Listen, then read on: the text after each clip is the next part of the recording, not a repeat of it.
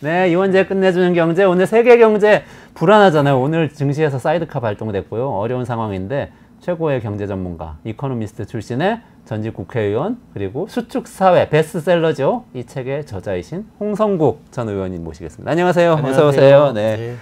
아이고, 의정 활동 열심히 하시고 이제 마치시고 홀가분하시죠? 꼭 그렇진 않네요. 그래요? 오늘 시장을 보니까 상당히 무겁고요. 세상이 변화하고 있는 걸 또 한 번 느끼면서 미리 더 많이 좀 예고를 했어야 되는데 못했다는 뭐 이런 또 생각도 들고 하여간 오늘은 굉장히 찹찹한 날인 것 같습니다. 네.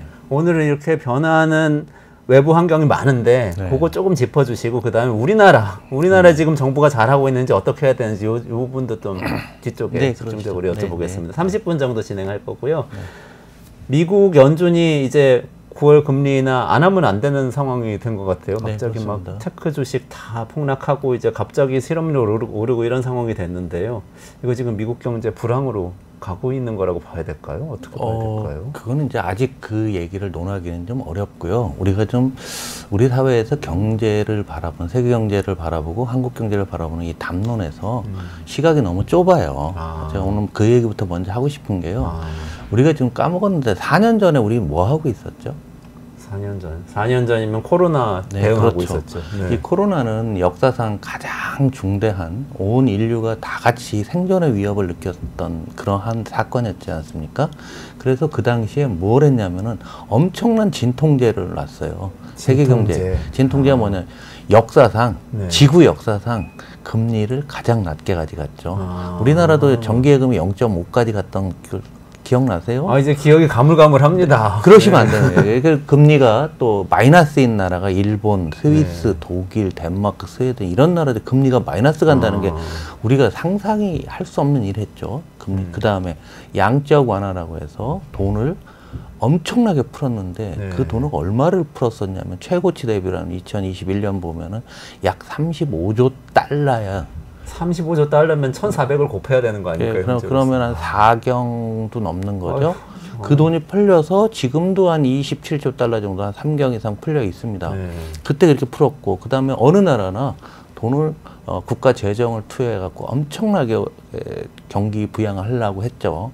우리나라도 긴급 재난지원금이라는 것 때문에 말들은 많은데 이 세 가지 정책을 갖고 2020년, 21년, 2년을 버틴 겁니다.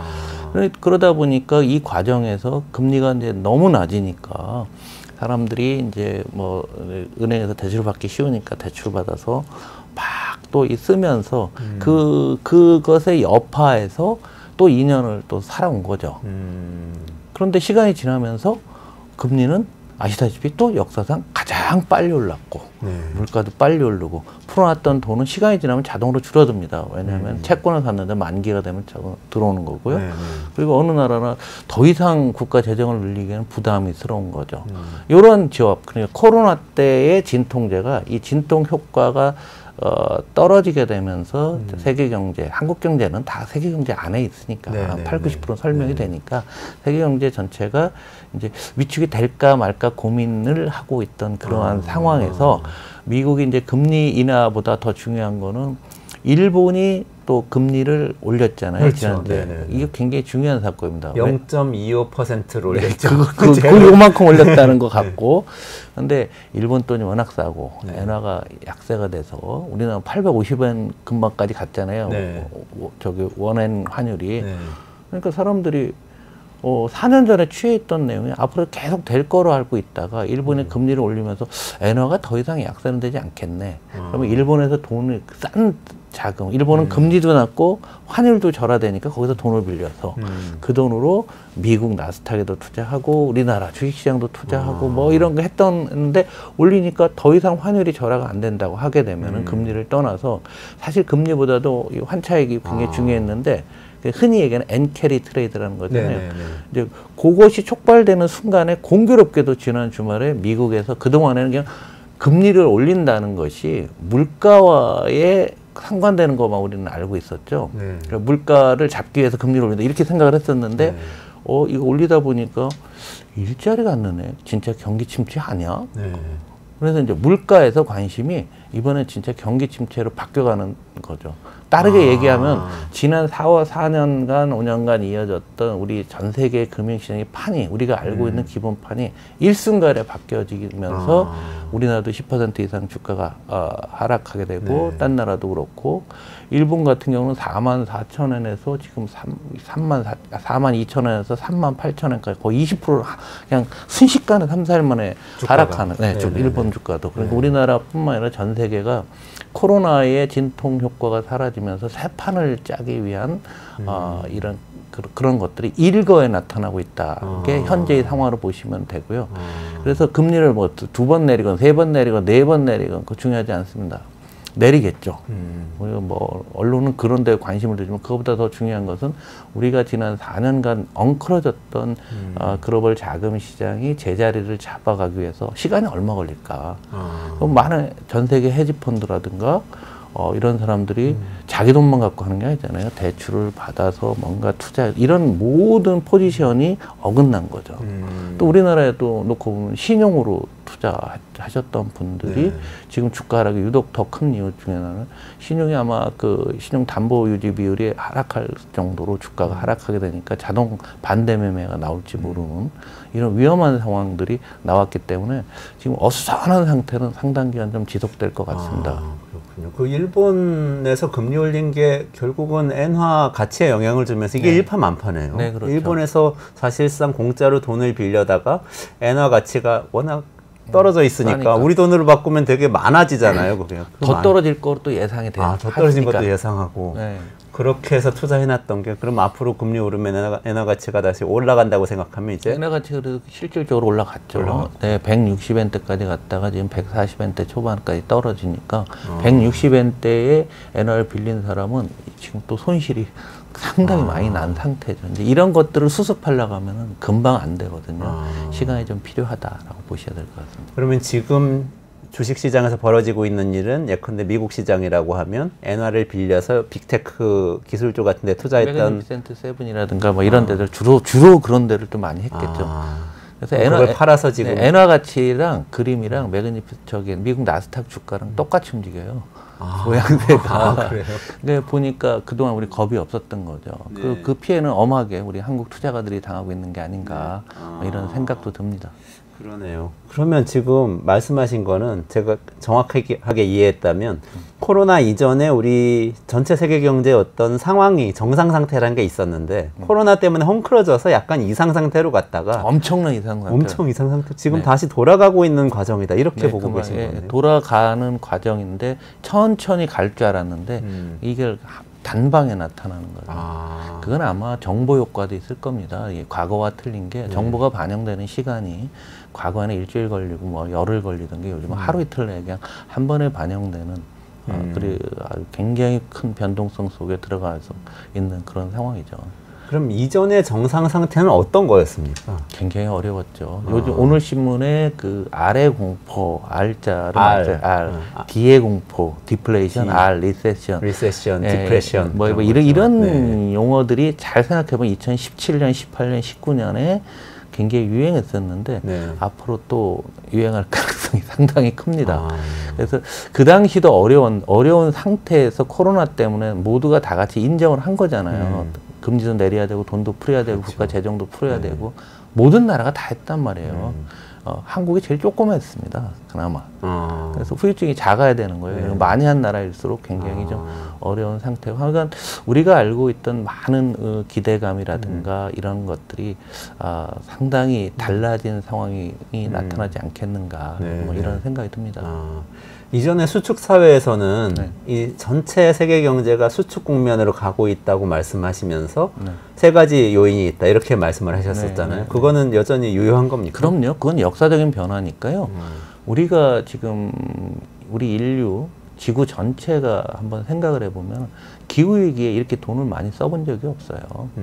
기후위기에. 그러니까 우리가 전기차 갖고서 우리가 굉장히 열광하고 태양광 갖고 열광하고 풍력에 열광하고 뭐 별의별 기후위기에 대해서 사실은 석탄으로라는 게 제일 싸잖아요. 그렇죠. 이 소장님이 또 그런 전문가이시긴 한데 싸지만 이래서는 안 되잖아요. 그러니까 인류 역사상 가장 많은 돈을 썼고 고령화는 뭐 이미 20년, 30년 전부터 진행해 온 거고 많이 진행이 된 거죠. 이것도 인류 역사상 처음 있는 일이잖아요.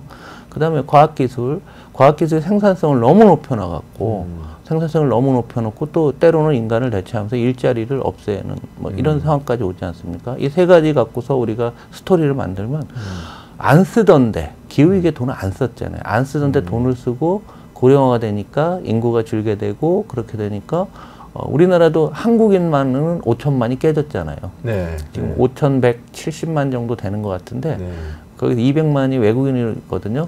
귀화하셨다든가 뭐 이런 분들이란 말이에요. 우리 한국인이 5천만이 깨졌어요. 이거 처음 있는 일이죠. 그리고 과학기술이 지금 AI가 하는 모든 것들을 놓고 보시면 야 이게 진짜로 되냐. 그러면 안 써도 되는데 돈을 쓰고 사람이 줄으니까 돈 쓸 사람은 주는데 모든 것은 공급과잉되잖아요. 그렇죠. 과학기술이 생산성을 증대시키니까.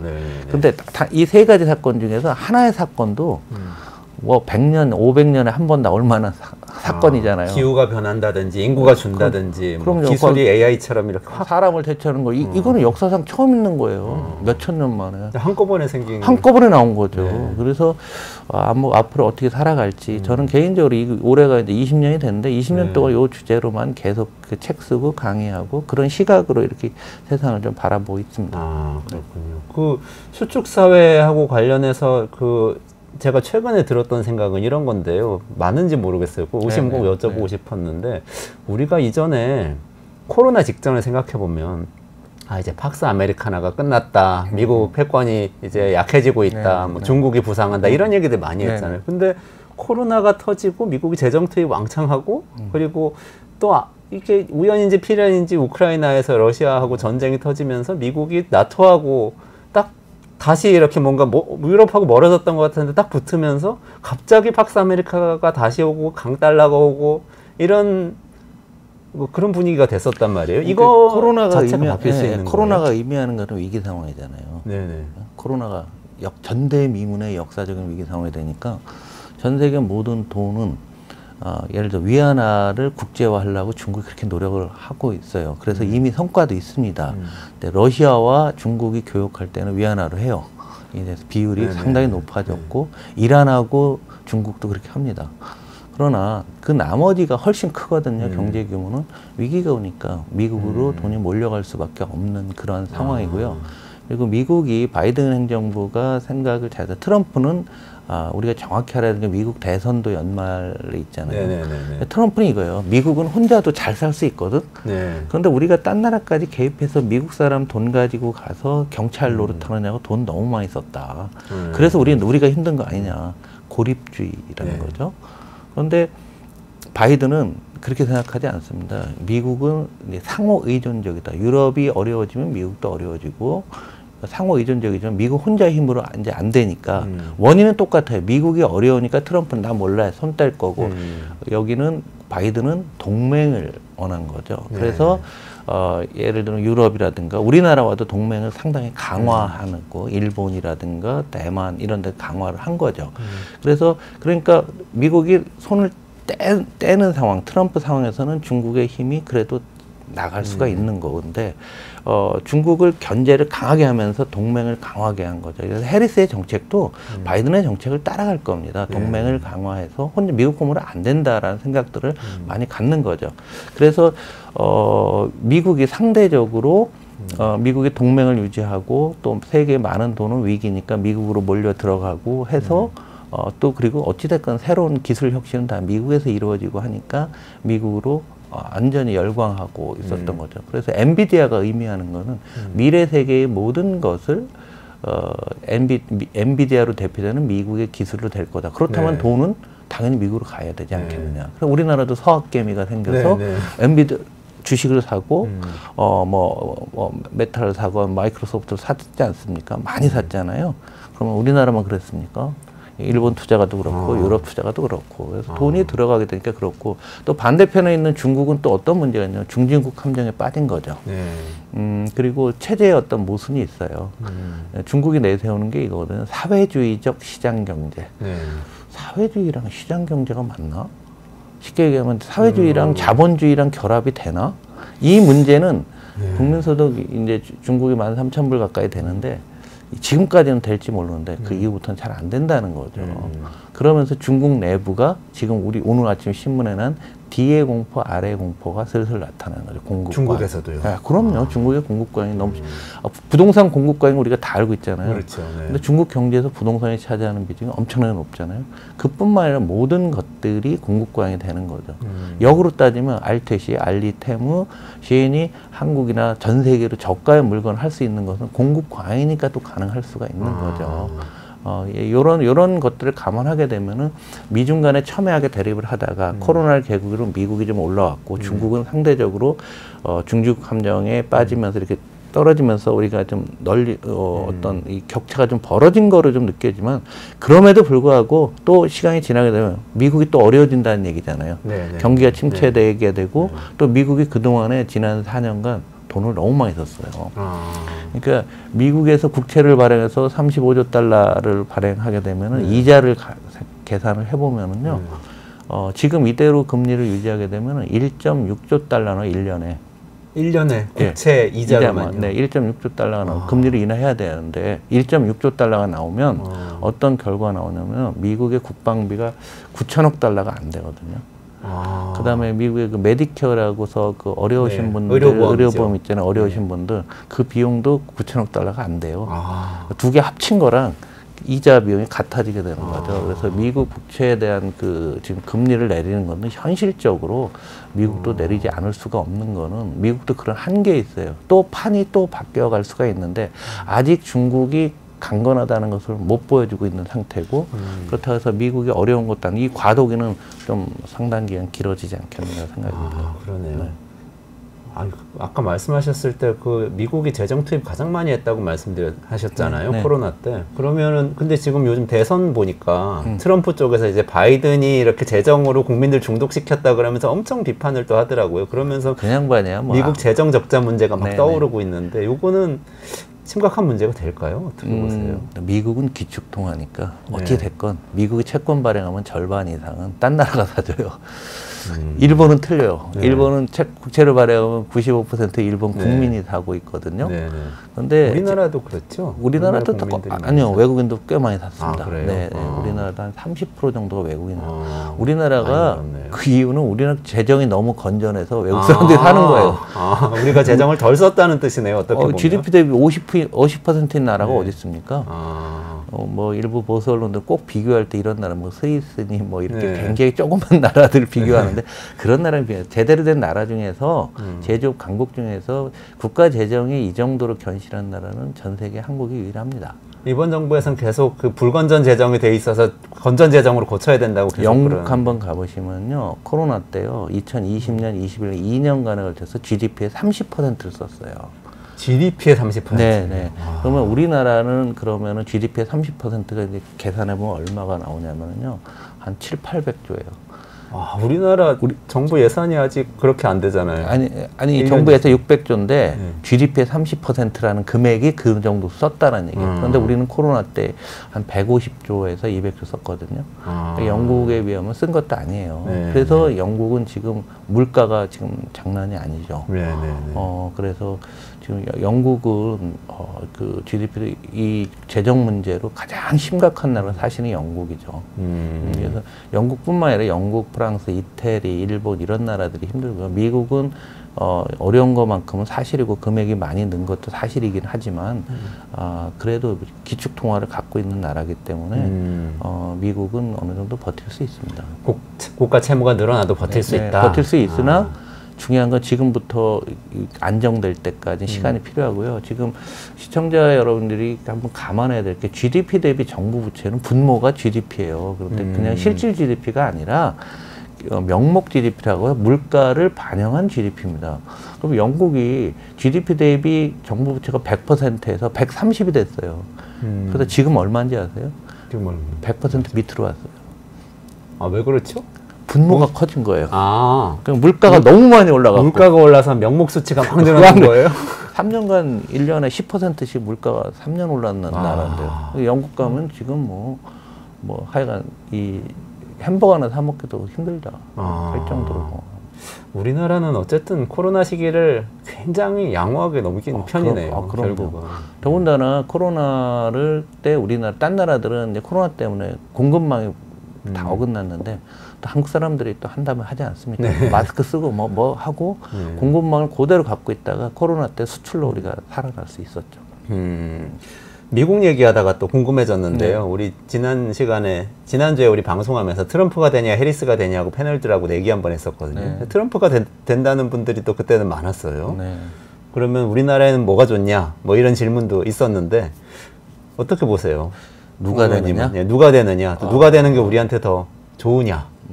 그거야 뭐 당연히 해리스겠죠. 왜냐하면 우리가 경제적으로는 이미 트럼프가 내세우고 있는 정책들은 다 나와 있고 정도의 차이는 있지만 해리스도 그걸 따라갈 가능성이 큽니다. 그런데 지정학적인 측면에서 트럼프가 굉장히 위험한 말을 너무 많이 했기 때문에 예를 뭐 대만 문제 특히 그렇고 또 북한과의 관계에 있어서도 한국한테 그렇게 우호적인 상황은 아닐 것 같아요. 그래서 경제적으로 그냥 언론이 그냥 재미로 그냥 누가 좋니 나쁘니 하는데 그건 재미예요. 공약의 80%는 똑같습니다. 그래요. 우리나라도 그래요.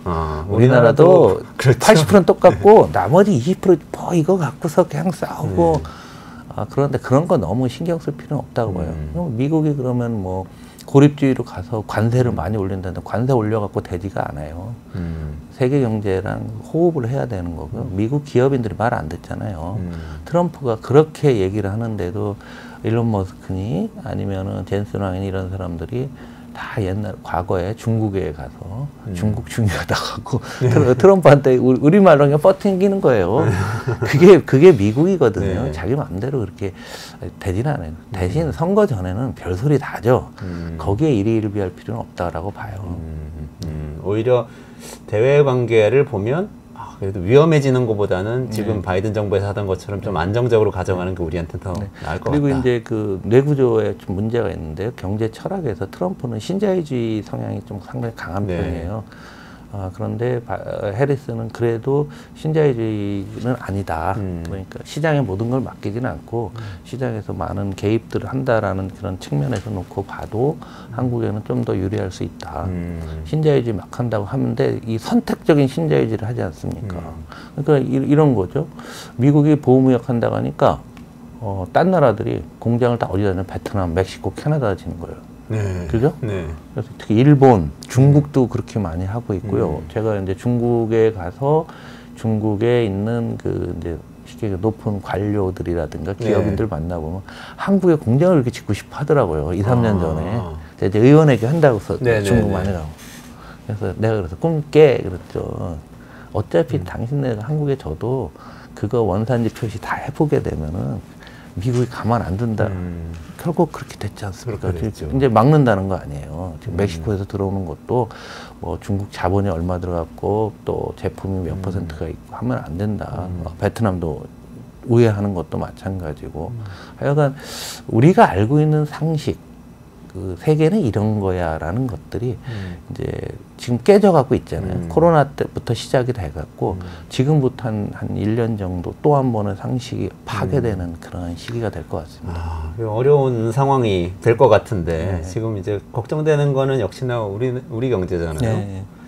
저 발표하시는 거 몇 번 뵀거든요. 그래서 민주당에서 브리핑 하시는 것도 봤고 너무 간결하게 너무 잘하시던데 근데 그때 듣다가 저한테 정말 충격적이었던 게 저도 생각 못하고 있었는데 멕시코한테 이미 우리나라가 초월을 당하고 있고 몇 년 지나면 인도네시아한테도 초월당할 수도 있고 지금 우리나라 수출 뭐 제대로 되는 게 사실은 거의 없는 것 같고 너무 충격적이었어요. 진짜 그렇게 되는 겁니까? 그럴 가능성이 매우 높죠. 일단은 인도네시아나 멕시코는 저임의 노동력이 있고 멕시코는 지정학적으로 미국 가깝다는 것 때문에 있고 그리고 이제 인도네시아도 많은 또 미국에 대한 우회 인구를 보고 투자들이 많아지고 있는데요. 그 나라들이 저는 잘해서 그런 게 아니라 우리가 못해서 그렇다고 생각이 듭니다. 21세기 들어서 25년 동안 우리나라는 잠재 성장률이라는 게 있어요. 우리가 그냥 평상시 실력으로 성장하는 게 단 한 번도 우상향한 적이 없고 드디어 미국보다도 낮아졌어요. 잠재 성장률이. 작년도 잠재 성장률이 1.7 OECD, IMF 2.2 보는데 작년도 1.4가 됐잖아요. 우리 실력 발휘도 못하고 있는 거예요. 굉장히 다른 세상에서 한국의 성장률이 떨어지고 있는데 지금부터 정말 걱정되는 게 이제 제가 만든 용어가 이중경제라는 거예요. 이중경제. 이중경제. 네, 예. 네. 그래서 내수는 이게 뭐 너무도 내수 얘기가 너무 길지만 그냥 폭망하고 있는 게 보이잖아요. 네. 그러니까 지표로도 나와요. 내수 성장 다 안 됩니다. 그럼 수출 하나 먹었는데 수출 반도체, 자동차 2개예요. 딴 데도 다 안 됩니다. 미국의 무역 규제에도 걸리고 있고 그 사이에 중국과 다른 나라들, 베트남 이런 나라들이 커오면서 수출이 안 되는 거죠. 그런데 드디어 자동차가 7월부터 줄었잖아요. 그러면 자동차는 이제 신차 효과들이 있었고, 뭐 전기차는 별로 못 팔고 신차 효과들이 있었는데 새롭게 어떻게 될지는 모르겠으나 7월에 또 대규모 집단 휴가를 갔었어요. 그래서 그럴지 몰라도 자동차 금액이 꽤 큰데 그렇고요. 우리나라 수출이 뭐 550억 달러 되는데 130억 달러를 반도체 하나가 담당하고 있는데 네. 그럼 반도체 지금 우리 금융시장이 오늘 보여주는 거는 반도체에 대한 기대감도 많이 꺾을 거다. 네. 그래서 지난 주말에 가장 많이 하락한 종목이 반도체 종목 아닙니까? 그렇죠. 네. 전 세계적으로 똑같이요. 그러니까 우리가 AI에 광분하고 뭐 했고 우리도 HBM 때문에 뭐 많은 투자가들이 관심 있게 보고 뭐 했지만 우리가 이게 커지는 건 좋은데 기대감은 너무 많이 이 괴리를 좁혀야 되는 거잖아요. 이 시간이 좀 걸린다는 거죠. 그러면은 반도체 수요가 안 늘게 되면은 수출 하나 남은 게 반도체가 되는데. 네. 제가 올 초에 1분기 성장률 좋았다고 원래 2% 정도로 봤어요. 2.1, 뭐 2 하다가 뭐 한국은행까지 2.5, 뭐 2.6 하걸래 제가 속으로 아이고. 올해 연간 성장률 다 높였죠. 내년도 2.5, 뭐 그래서 이거 무슨 흔히 진짜 이런 얘기 써도 통밥으로 하는 거잖아. 그 1분기 좀 좋았다고 경제를 그렇게 보면 안 되는데. 아이는 달라요. 제가 브리핑 민주당에서 경제 브리핑 할 때 그 얘기를 했었거든요. 너무 GDP 성장률을 그렇게 그냥 막 뒤집듯이 아마 내가 보니까 정부에서 좀 압력을 넣지 않았을까라는 추정은 돼요. 그런데 왜 그랬냐면 우리나라 잠재 성장률이 OECD 1.7이고 IMF 1.2니까 올해 만약에 2.5가 정도 나오게 되면은 잠재 성장률보다 한국의 성장률이 높아졌다. 요게 10몇 년 만에 처음이에요, 사실은. 요걸 갖고서 이제 언론 플레이를 하려고 했던 거죠. 그런데 경제를 갖고서 정치를 하려고 하면 안 되거든요. 그런데 지금 분위기는 다시 그 분위기 아닌 분위기로 가고 있잖아요.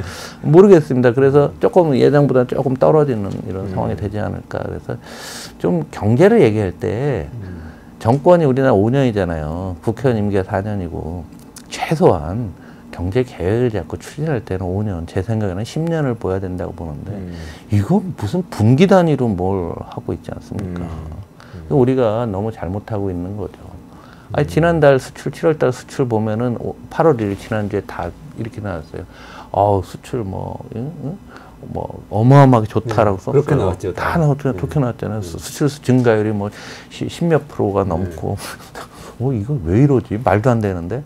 근데 그날 8월 2일 날이죠. 이제 8월 1일 날 보고 2일 날 증권가 레포트면은 수출 심상치 않다. 뭐 이런 레포트로 다 나왔어요.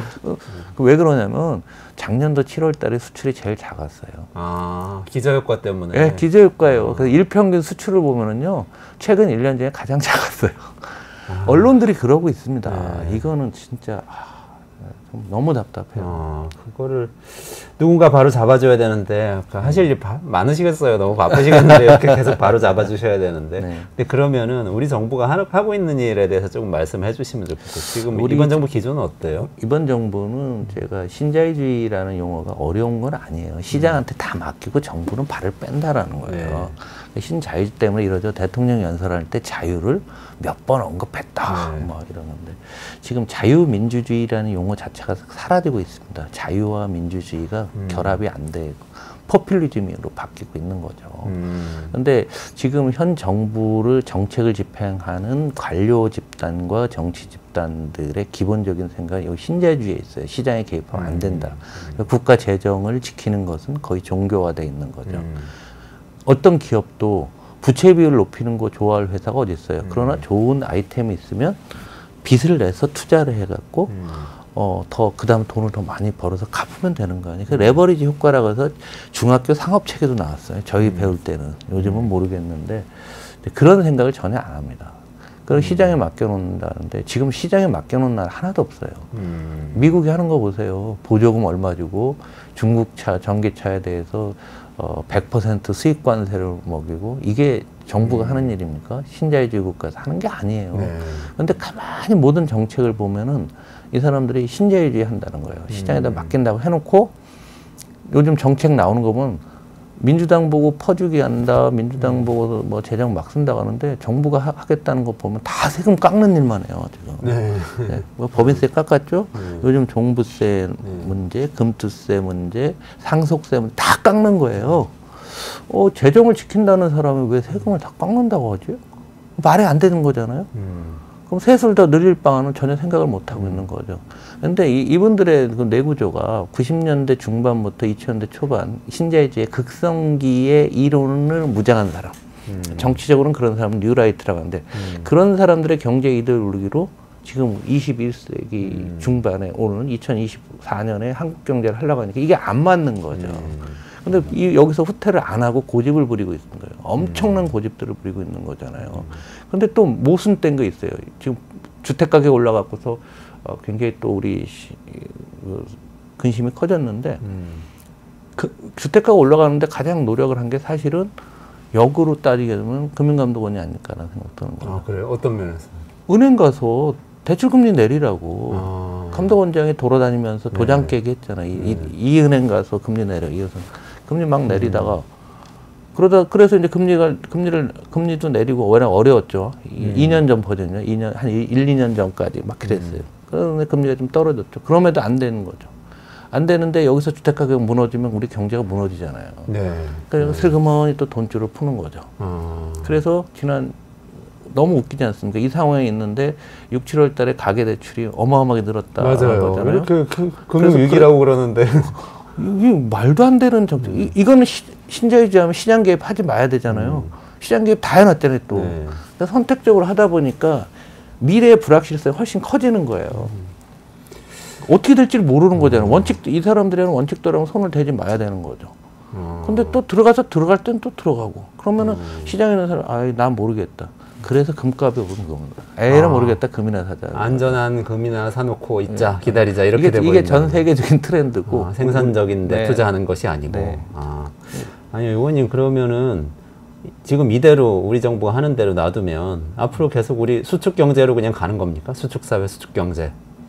정해진 코스인 제가 건가요? 이제 그 표현을 했는데 가랑비에 옷 젖듯이 폭우가 내리면 오히려 나요. 옷 갈아입으면 되는 거예요. 계속 하고서 작은 뭐라고 해야 되나 작은 미세 조정들만 계속 해나가고 있는 거죠. 그 한계가 이제 지금 서서히 도달하고 있는 것 같아요. 한계에 도달하고 있다. 내수 경기 지금 나빠지는 걸 보면은 이렇게 막 가랑비에 어쩌듯이 오다가 이번 이 사건 금융시장의 이 사건들이 더 어렵게 할 것부터 내수로. 아니 지금 주식 투자가 1,400만 명에서 돈 번 사람 한 명도 안 계실 거요. 그렇죠. 그럼 소비를 늘리겠습니까? 추석 때 선물 많이 할까요? 안 하지 않겠어요. 그럼 내수가 이제 또 더 나빠지는 거고. 수출은 외부 효과라서 지금 전 세계적으로 경기 침체가 되니까 금리를 낮추는 게 물가를 잡기 위해서가 아니라 경기 침체를 부양하기 위해서로 바뀌고 있는 거거든요. 관점이. 바뀌니까 세계 경기 나쁘면 수출이 늘어날까요? 안 늘겠죠. 안 늘겠죠. 그러면 양대축, 수출과 내수 상대적으로 어려워지는 국면이어서 그냥 그러면서 단기 대책 내면서 허우적될 것 같아요. 만약에 마지막으로 여쭤봐야 될 것 같은데 홍 의원님께서 지금 경제부총리다. 경제와 관련해서 정권을 부여받았어요. 그럼 한 가지를 한다고 그러시면 어떤 걸 해야 됩니까? 지금 가장 우리나라에서 약 소상공인들 700만 명이 1,000조 정도 부채가 있습니다. 중소기업 부채도 있고요. 그래서 그게 다 못 감지는 않아요. 담보도 있고 뭐 하니까. 그래서 진짜 획기적으로 무슨 우리 공적인 펀드를 하나 만들어서 그 진짜 안 되는 사람들 대출을 인수를 해갖고 정리를 하고 지금 금리가요. 지금 20%에 육박하시는 분들 많아요. 그래서 이분들이 왜냐하면 사금융 한다든가 제2금융권에 있는 상호금융들 같은 데 가면 15% 아주 우습게 내고 있어요. 그러면 이거를 받아주고 이 펀드에서 채권을 받아줘서 금리를 아주 낮게 은행권 금리도 더 낮게 2, 3% 낮게 해줘서 이분들이 살아나고 부채 정리할 수 있는 시간을 좀 줘야 되는 건데 이게 굉장히 큰 어떻게 또 이렇게 하면 포퓰리즘이라고 할 거예요. 네. 근데 우리 IMF 때 유사한 걸 해봤어요. 네, 네. 지금 이제 그런 상황인데 일단은 지금 가장 필요한 정책은 우리 수요 기반이고 네. 우리나라 인구의 절반 이상이 이런 위기에 처해 있으니까 네. 이분들을 그래서 이분들이 살아나게 되면 또 중소기업 중에서 어려운 것도 같이 받아주게 네. 살아나게 되면 내수가 살아나서 이런 선순환 효과가 있는데 그거를 코로나 때도 한번 해볼까 했었는데 네. 뭐 반대가 한국은행 그 당시 기재부 반대들이 이제 논의만 했었어요. 네. 근데 지금은 이제 할 때가 되지 않았을까.